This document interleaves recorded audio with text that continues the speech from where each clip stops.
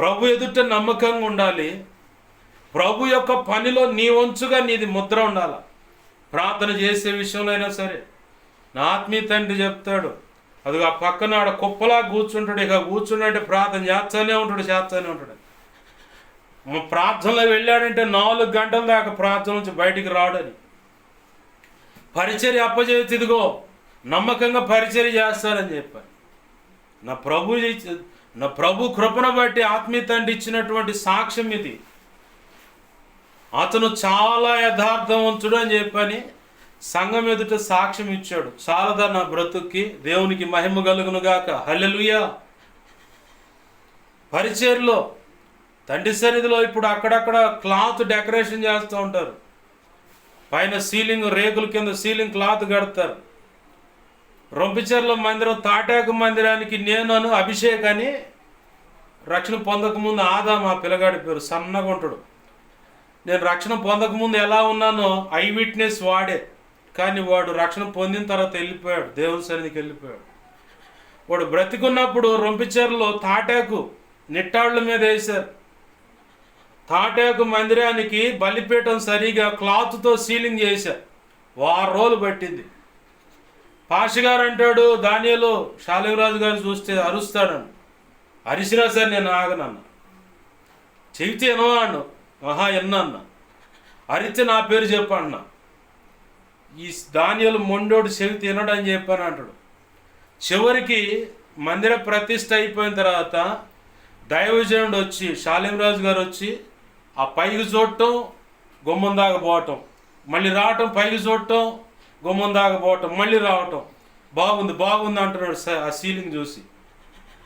అంతకుముందు చిలకలూరిపేట పెద్ద మందిరంలో ఆ బలిపీఠం మీద మాత్రమే క్లాత్ ఉండేది.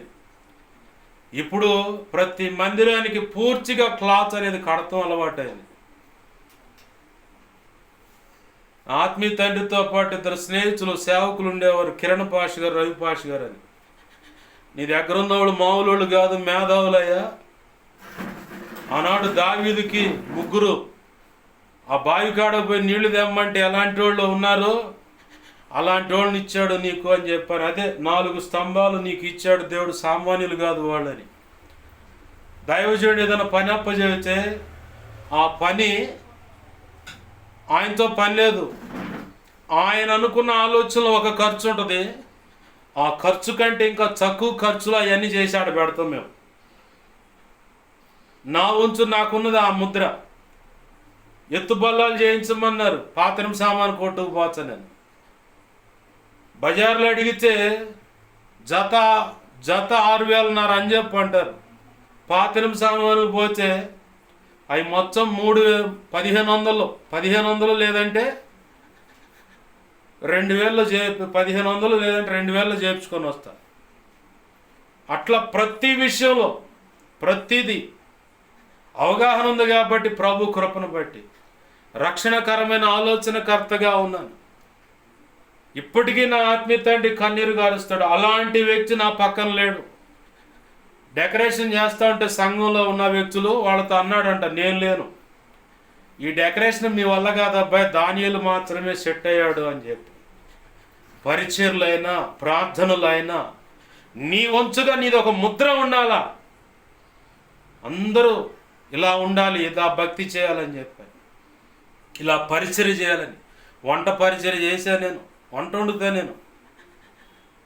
సంఘంలో వెజిటబుల్ పలావ్ కానీ ఏదైనా చేయాలంటే నన్ను పట్టకపోతారు.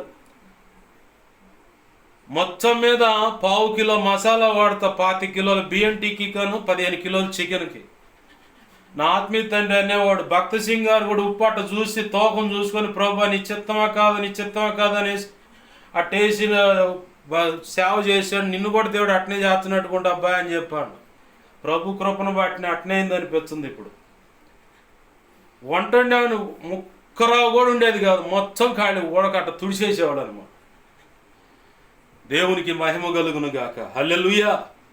ఏ విషయంలో అయినా సరే. ఎందుకు ఈ మాట అంటున్నట్టే, క్రియలు